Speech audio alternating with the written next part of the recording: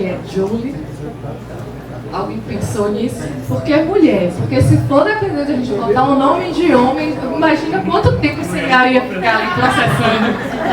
Vocês pensaram nisso? Quando eu falei, ele falou é Jolie, eu pensei em Alexa, eu falei, esse asiático, tudo tem nome de Siri, tem nome de mulher, deve ter alguma coisa aí, né? Você quer achar eficiência? Né? Continua sendo mulher, é a Jolie. Bem, pessoal. Boa tarde. Não gosto muito de microfone, não sei se eu ligo bem o microfone, passador e tudo junto, mas vou tentar. Meu nome é Ilíada Campos, eu sou especialista em SAP, que é PM, a gente chama aí. E IPS com 20 anos aí de casa. Por favor, digam que não parece. Pra eu ficar feliz? Não parece. Obrigada. Focado em otimização de processo de manutenção, liderança em alguns projetos aí, mas o meu foco mesmo, que eu gosto realmente, é de chegar dentro da empresa e dizer assim, o que a gente pode fazer diferente? Esse é o que eu mais gosto. Né? Então vamos lá falar um pouquinho. Então eu tenho 45 anos, fiz há 2 dias atrás, sou casada, não tenho filho, sou baiana, sou criada pela minha avó, né? E sou evangélica. Gosto de viajar, ler, assistir dorama. Tem alguém aí que é dorameira? Ah, tem muito pouco, achei que a gente ia achar mais. Sou graduada em administração, MBA em projetos, fui professora de Senai Cimatec, tem um aluno ali que me reconheceu, assim que eu cheguei na Boticário, graças a Deus o povo ainda me reconhece, porque eu não consigo reconhecer quase ninguém mais. E como eu falei, eu tenho 22 anos aí atuando em indústria, 20 anos de SAP PM, estou certificada pela Caácia Luxos aí e vamos seguir aqui rapidinho, porque o diretor disse que eu só tenho 38 minutos. Para todo mundo foi 41, não entendi. Torcedora do Bahia. Deve ser isso. Antes disso, quantas pessoas aqui trabalham como PM? Suspendam a mão, por favor, só para eu ter uma noção. Pouco público hoje, mas vamos lá. Vou me esforçar. Então, a minha trajetória é essa aí. Eu trabalhei na indústria química, né? Foi onde, de fato, começou. Eu fui imergida nesse mundo de SAP com o R3, né? Quem não lembra do R3, como o colega já falou aqui, Luciano, né? E aí eu encerro o meu ciclo nessa indústria química depois de 13 anos de trabalho lá e saio de lá como responsável pelas 19 indústrias do Brasil como PM.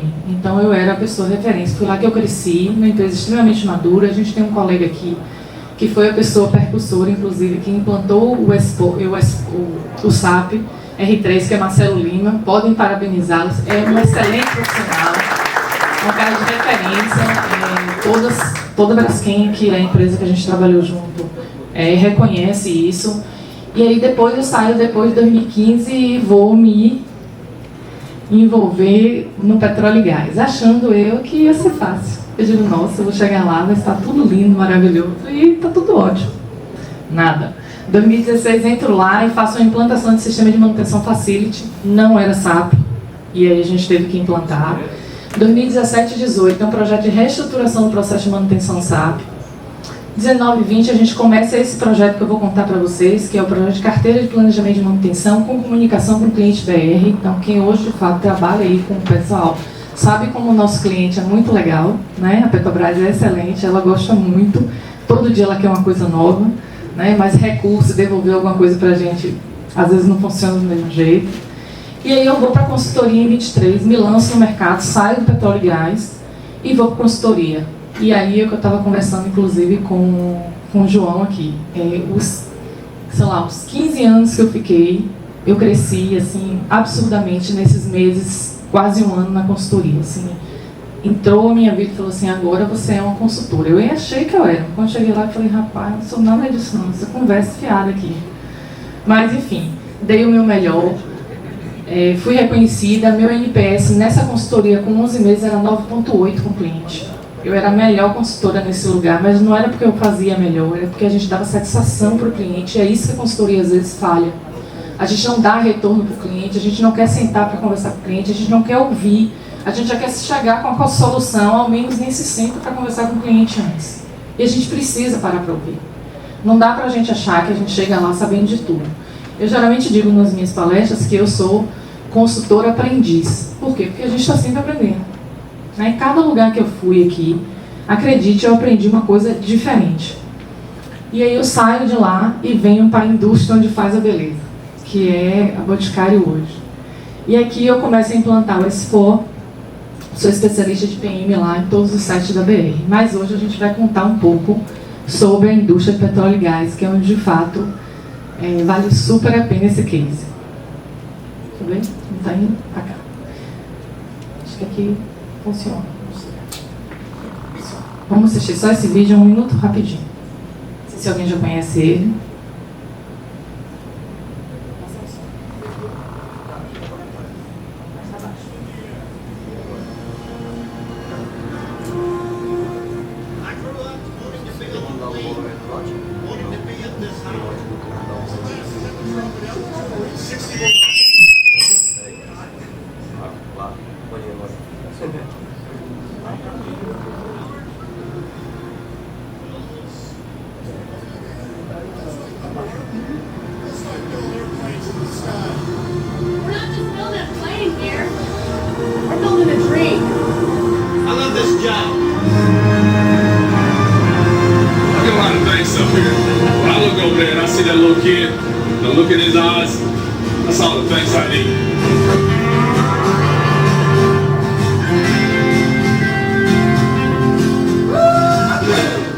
Quem conhece o processo de manutenção, ele fala que está construindo avião, mas não está construindo, o avião já está construído. Aquilo é manutenção, ele está trocando cadeira, ele está trocando carenagem, ele está fazendo pressão no pneu. Aquilo não é construção, aquilo é montagem.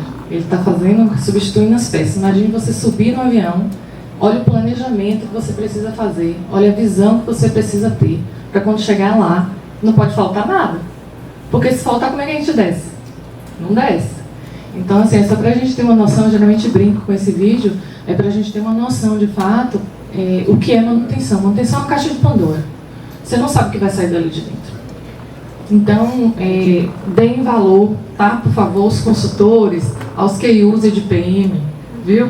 Ouçam, por favor, de vez em quando é bom. Vamos lá com a macro aqui para quem não é PM. Então, assim, configurações básicas, não dá para escrever tudo aqui, porque são muitas coisas. E aí, o que a gente vai fazer? A gente já vem com o centro, né? Porque o centro é criado lá atrás, centro de custos, centro de planejamento, área operacional, centro de trabalho, tudo isso são configurações básicas de EAM, e entre outros. Para eu chegar em cadastro de ativo, porque hoje é moda. Ah, não, porque Asset Manager é um negócio chique. Eu falei, gente, mas é só cadastro de ativo, não tem mais nada, a gente precisa cadastrar isso direito. Quando a gente nasce, a gente tem uma certidão, o equipamento tem que ter a mesma coisa. Local de instalação é onde eu nasço. Então, assim, as pessoas querem fazer tudo muito bonito, excelente, a de Olivim.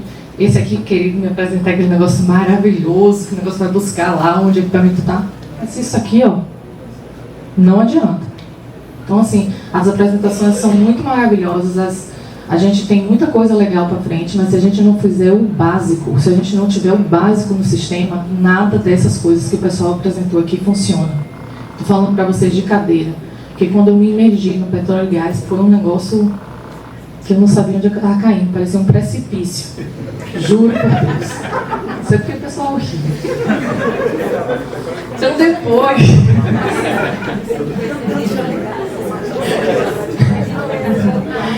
depois, né, que a gente constitui o equipamento e o local de instalação direito, de forma correta, dando o nome, o que é função, o que é equipamento, né? E tudo isso a gente precisa saber. Se quiser um pouquinho mais abaixo, a gente pode botar o material ali do que o equipamento é feito, mas isso já é plus, para você ter uma ideia, é plus. Depois a gente começa a olhar os planos de manutenção. Aí os planos de manutenção surgem do nada, eu escolho o dia, 30 dias, 60 dias. Não, querido, não é assim não, é bagunça não. O plano de manutenção é o seguinte, só vem de duas formas. Ou pela criticidade versus a política da manutenção, se a empresa tiver isso. Se ela não tiver, tem que vir pelo fabricante. Não tem outra forma. Você tem um carro. Como é que você faz a manutenção? Pelo que o fabricante diz, né? Ou você volta lá com 10 mil, vocês me corrigem, eu sou mulher e a gente não lembra disso. Lá em casa o carro é o nome do meu marido, tudo ele paga. Só eu ando. Mas não sei de nada. Certo? Então, assim, é a mesma coisa. Então, geralmente, eu tenho um plano de criticidade que eu cruzo com a política de manutenção e ali é que vai sair o resultado. Se aquilo é 30, 60, se é daqui a um ano, se é daqui a 2 anos, se é daqui a 3 anos, quanto é que eu vou fazer? Fora isso, se eu não tiver isso, não é obrigatório, tá? Que todas as empresas tenham essa condição. É ideal, mas se ela não tem problema. A gente segue o que o fabricante diz. E a gente cadastra o plano de manutenção em cima disso. Depois eu faço uma lista de tarefas. O que é uma lista de tarefas, Eliana?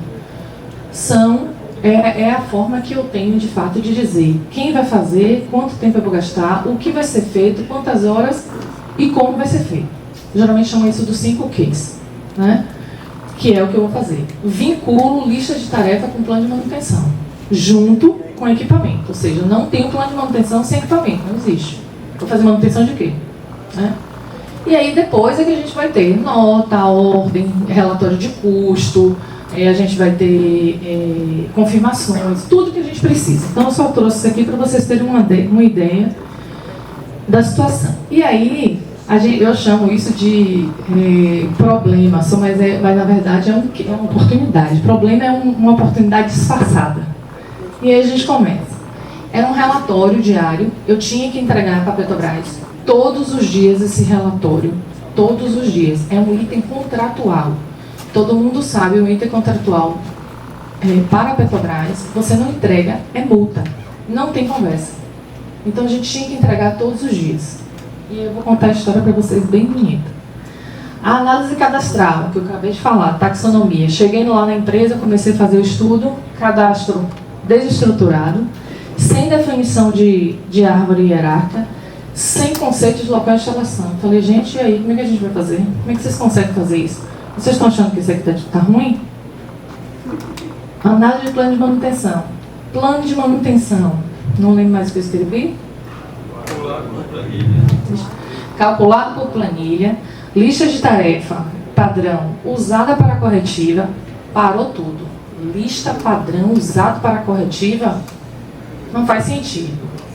Lista padrão, o nome está dizendo, task list, lista padrão, é feito para preventiva, para serviço que eu faço igual para tudo e para qualquer coisa.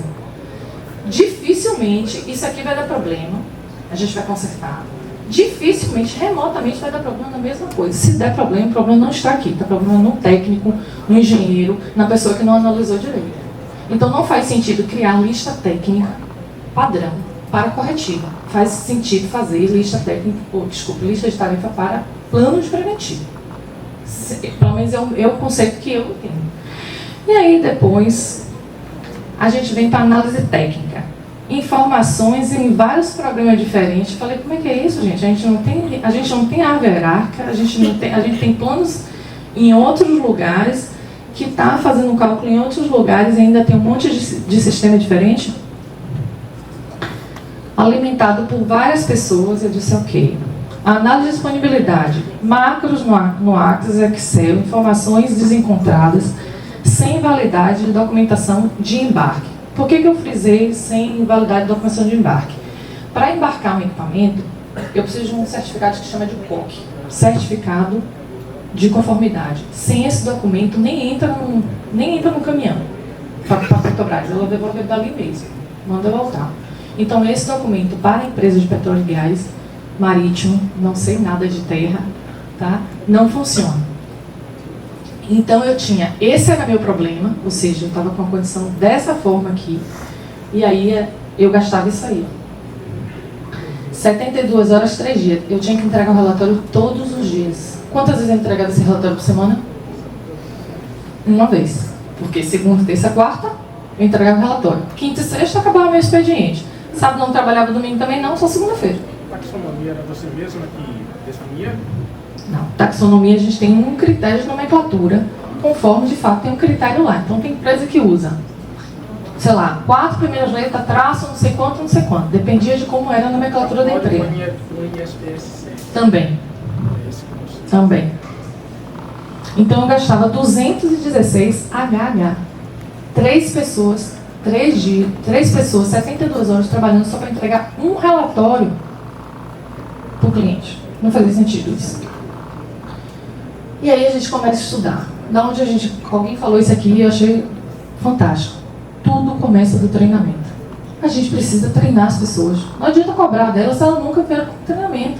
Então vamos treinar todo mundo. Eu treinei todo mundo como cadastrar um local. Acredite, eu cheguei na empresa e ninguém sabia fazer um cadastro de um local de instalação, nem de um equipamento. Eu falei, tá, e essas ferramentas todas que estão aqui, a gente faz o quê? Ah, ela chega e falou, a gente sabe em quantas chegam por dia? Não. Eu falei, mas não tem nada disso aqui. Eu falei, tá bom, vamos estruturar. Fizemos as árvores, então criamos a árvore estruturada, local, equipamento, como eu disse para você, o plus, material, mas local e equipamento eu preciso ter. Eu não tenho isso, eu não tenho nada daqui para frente, nada disso aqui vai funcionar. Aí vem a análise de plano de manutenção. Treinei as pessoas, cadastrei os planos junto com eles, olha a quantidade de planos. 1.500 planos de item de manutenção, 15.000, porque cada plano dele tem em torno de 10, 15 itens dentro de cada plano de manutenção. É muita coisa. Para montar essa árvore, você levou mais ou menos quanto tempo? 5 meses. Eu levei 5 meses montando a árvore, cadastrando cada local, cada equipamento. Aí eu podia fazer carga? Podia, mas aí como é que eu ia ensinar o pessoal? Mas quantas pessoas? 2. 2 pessoas? Aqui eu fiz com uma só, 5 meses. Eu preciso só de um recurso full time. Ele não pode fazer nada além disso, só cadastrar. 5 meses ali. E aí, 300 listas de tarefa. Estruturação completa. Mapeei. Fiz a taxonomia. Coloquei os planos, vão começar a colher. Relacionei todas as informações pulverizadas no SAP através do RPA. Opa. Usei o SAP. O que eu usei no SAP? Alguém brincou com o nome da minha palestra. Deve é bom. É bom mesmo. Muito obrigada, ABAP, por vocês se verem na minha vida, porque sem vocês eu não sou ninguém quase. Mas é muito importante a gente saber o básico. É muito importante. Muitas vezes a gente está atrás de uma solução complexa e a solução é simples. É por isso que eu trouxe esse case para mostrar para vocês que eu não usei nada de ABAP. Por quê? Porque às vezes a gente precisa entrar na fila, porque ele tem muito trabalho, aí eu não tenho tempo, aí o gerente está me cobrando, o cara da Petrobras está lá em cima querendo pedir a cabeça do gerente, porque vai vir a multa, e a gente precisa ver, eu vou aguardar a ABAP? Que dia essa ABAP vai vir? É daqui a 3 meses, eu digo, está todo mundo demitido aqui das empresas, não vai passar ninguém. Então foi o que eu usei. Usei uma coisa que o SAP já tinha. Classe de equipamento e característica. Quantas características eu criei? 30. Quando você está chamando de característica, eu estou chamando de característica todos os campos que o cliente queria naquela condição pulverizada que estava lá atrás. Ele queria 30 campos, com o equipamento, com o local, qual era o estado daquele equipamento, se estava disponível para embarque ou não, qual era a última data de manutenção, qual era a próxima data de manutenção, uma infinidade de informações. Criei tudo no RPA. O RPA capturava de todos os sistemas satélites. Eu tinha 2 sistemas satélites, o da Petrobras, que eu tinha que envolver, que eu tinha que enviar a informação, e um dentro mesmo da hacker que eu pedia para juntar, para fazer as coisas. Então eu peguei do sistema satélite toda a documentação da validação para dentro do SAP. Construí as características. Dentro de cada característica tinha opções. Eu tinha que configurar todos os campos, mas era simples a configuração. Se era obrigatório, se não era, se era no campo texto, se era numérico. Era simples, não era uma coisa muito difícil. Inseri todas as informações lá dentro, através de script, e aí eu comecei a juntar o SAP com os RPAs mais o sistema satélite. E aí capturei todas as informações, trouxe para o SAP, uni as bases, porque eu não sei se todos sabem, quando a gente tira um relatório do SAP, pelo menos do PM da IE 05, ele tem uma limitação de 20 campos. E essa aba que eu mostro para vocês é uma aba older, ou seja, ele não está dentro daquelas abas do standard que você enxerga quando você bate o olho no negócio. Então eu tinha mais 20 daquela e mais 30 da Petrobras. Então eu tinha 50 para tirar. Então eu tinha que tirar o primeiro, o RPA passava pelo primeiro, olhava tudo, passava pelo segundo, unia para levar isso para o cliente. 3 minutos. Eu saio de 72 horas para 3 minutos. Tela de evidência.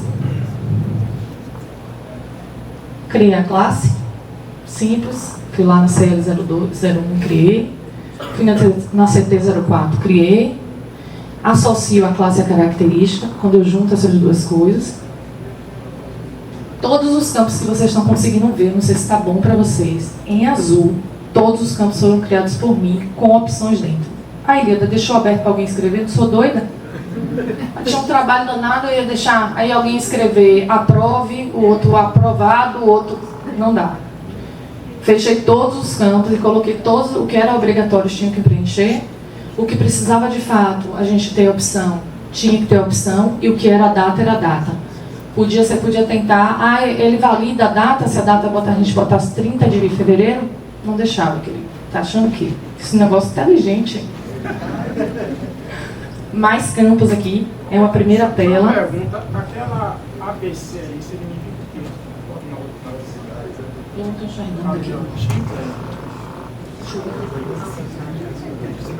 É criticidade. Não, aqui é o tipo de plano. Eu tinha um plano, não, aqui é o tipo de plano. Lá tinha plano A, B e C. Então tem planos que são A, que são, a gente chama de simples. B, ele faz o simples, mais uma troca de alguma coisa. E o C é um equipamento praticamente novo. Tá? Então todos os equipamentos têm isso, nem todos. Dependia justamente daquele estudo que a gente fez. Como lá era do fabricante, a gente de fato colocava o que o fabricante de fato definia. Certo? Aqui mais campos, como vocês estão vendo. Pronto, todos esses campos. E aí, resultado. Gosto dessa parte. Como é bonitinho isso aqui, né? É chique, pelo menos estou perto do pessoal do Júlio aqui, do eu estava pensando, meu Deus, como é que eu vou impressionar esse pessoal depois todas essas coisas legais? E aí, gente, o carregamento, ou manual, via script, ou uma das duas coisas, 1 minuto e meio, 90 segundos para colocar essa informação lá dentro. O SAP transitava 300 mil informações geradas. O RPA retira do SAP todas as informações e exporta para o sistema satélite de visão do cliente. Relatório de redução, disponibilidade 98%. O ganho no processo de confiabilidade em rapidez, em tempo real. Consigo pegar o erro. Se não chegar no cliente, entregava todos os dias. Se o cliente quisesse 5 vezes por dia, eu entregava. 6 vezes. Eu ligava para a Petrobras e perguntava: você quer quantas vezes agora, querido? 24 horas? A gente vai dividir 3 minutos aqui por 24 horas, de 3 em 3 minutos. O que você precisa mais? Então, assim, como é que a gente consegue isso, né? Eu acho que a gente não tem como fazer nada, como os meninos já disseram aí, para não enxugar gelo mais. Não dá para fazer nada sozinho. Não dá para esconder isso. Não dá para se esconder atrás do problema. A gente precisa pegar o problema e olhar ele de frente. Dizer, não, a gente tem condições de resolver. Tudo tem jeito. Só não tem para a morte. Só para Jesus Cristo teve, mas para o resto não tem ainda não. Mas vamos chegar lá, se Deus quiser. Então, o que acontece? Não maquiar o problema. Nossa, aqui não está funcionando não, né? Vocês estão vendo o laser? Não, né? Não é de funcionar. Não lembro, né? Então aqui, vou por cá então. Então não aqui, só que quando eu chego perto do coisa eu não consigo enxergar. Então vamos lá. Não maquiar o problema, listar as oportunidades do problema, ou seja, não adianta, o problema está aí, ou você diz assim, olha, seja muito humilde nesse sentido, diz assim, não sei fazer, me ajude. Porque eu também não sabia fazer. Quando eu cheguei lá, eu precisei de 2 colegas para sentar junto comigo e falar assim, como é que funciona o processo? Olha, funciona assim, assim, assim. Pessoas maravilhosas que eu levo para a vida. Fernanda e Luiz, não tem dinheiro que pague o que aquelas pessoas me ensinaram o processo de petróleo e gás que eu nunca vi na minha vida. E eu cheguei lá com toda humildade e falei, eu não sei como é que funciona isso. O que é que vocês precisam e como é o processo. Então a gente não pode correr do problema. A gente não pode maquiar o problema. Deixa eu fazer só uma pergunta aqui para ver se eu estou concatenando as suas informações. Quando você fala em árvore, você pegava uma bomba e colocava todas as sobressalentes dela, um por um, em 5 meses? Materiais. Aí sobressalente falando de materiais. Os materiais, sim. Não, aí os materiais não. Eu falei aqui. Lembra que eu falei que materiais é luz, Sim. luxo? Não. Eu falo o seguinte, pense, por exemplo, quando a gente fala de equipamento superior, então a gente fala de equipamento. Uma torre, por exemplo. Não sei se na petroquímica vocês têm vivência. Eu vou tentar fazer. Então, assim, a torre é um equipamento superior. Embaixo dela eu tenho manômetro, eu tenho bomba, eu tenho um painel, eu tenho uma série de outras coisas. Então, quando a gente chama de equipamento superior, eu digo o seguinte, se eu parar o equipamento superior, todos os filhos dele param junto. Entendi. Entende? Então, a árvore hierárquica são pais e filhos. Isso. Equipamento não sobressalente. Isso. Agora os materiais aí é plus. E aí você demora um pouco mais. Né? Muito mais. Mas no caso de petróleo e gás, pelo menos da empresa que eu trabalhava, isso já existia. Por quê? Porque uma parte dela era, eles fabricavam esse equipamento. Então, não tem como ele não fabricar e não fazer a lista.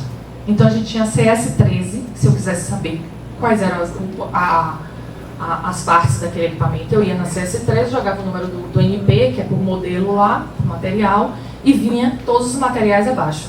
Então, lá já estava pronto, mas porque era uma condição diferente. Eu tinha fabricação, então eu fabricava o equipamento, e depois vinha para manutenção. Depois que a fabricação manda para a gente, é o que eu falei ali do avião, é caixa de Pandora. Problema meu daí para frente, sabe? Depois disso, meter a mão na massa e criar o projeto. Melhoria de processo, levando em consideração a metodologia da empresa. Não cheguem lá querendo resolver o que vocês é o Jesus Cristo, não, porque vocês não vão ganhar ninguém. Ninguém, não vai ganhar ninguém. Chega lá, meu amigo, qual é a metodologia aqui? Agile, X, Y. Se adeque àquela metodologia e toque sua vida. Porque se você sabe fazer projeto, você vai fazer projeto com qualquer metodologia. Não vai ter diferença. É só nome diferente, é só classe diferente, mas o conceito vai ser o mesmo. Levantar os recursos, levando em consideração os determinantes de tempo e qualidade. Eu esqueci de colocar custo aqui. Isso é tripé de projeto. Custo, qualidade e tempo é tripé de projeto. Eu não mexo em nenhum dos três se eu não mexer nem em tempo nem em qualidade. Alguém pode tentar dizer para mim, a pessoa vai ter que realmente abrir uma causa na justiça, porque eu vou ficar aqui debatendo e não vai resolver. Porque não vai existir. Equipe dedicada com pessoas especializadas nas áreas específicas ou respectivas que detêm conhecimento. O que me deu isso como base foi justamente o projeto que eu falei que eu e Marcelo participamos. Tem que ter pessoas que entendem do negócio. Tem que ter. Se você é de PM, meu querido, fica em PM. Você é de SD, você fica em SD. E a gente se une para resolver. Não adianta querer ser generalista. Quem sabe de tudo, desculpa, não sabe nada. Não é? Buscar profissionais profissionalizados na área específica, com competência e habilidade. Exatamente o que eu já falei ali. E o mais importante de tudo, para validar, chancelar a sua vida e você sair de lá, conseguiu o que eu queria. Ali, ó. Convide pessoas do dia a dia para avaliar que o que foi desenhado faz sentido para o todo, não pode fazer sentido para mim, tem que fazer sentido para o meu cliente. É para ele que tem que ter valor, porque eu estou ali para servi-lo. Então, assim, essa é a condição hoje que eu vejo como critério de sucesso. A gente sabe quais são as bases de critério de sucesso. Uma boa comunicação, não ter pessoas part-time, ter pessoas de fato dedicadas, mas o tempo está curto, a gente não tem tanta gente no mercado, tem que fazer part-time. Então, assim, tem uma série de coisas de projeto que a gente precisa levar a sério.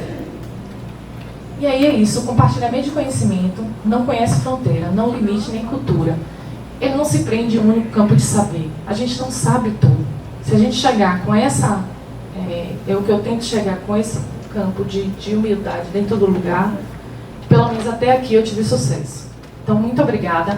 Obrigada a todos que me convidaram. Eu estou muito feliz de estar aqui. Pensei que eu ia ficar mais nervosa, mas a senhora já estava tão íntimo de todo mundo. Obrigada, gente.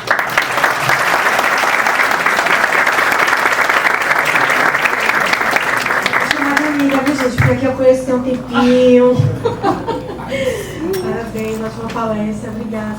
Super bem-vinda. Ano que vem tem mais, viu? Qual é o prefeito de São Francisco do Conde? Ano que vem tem mais. Estou disponível. Ó, consegui no meu prazo ali, ó. Parabéns!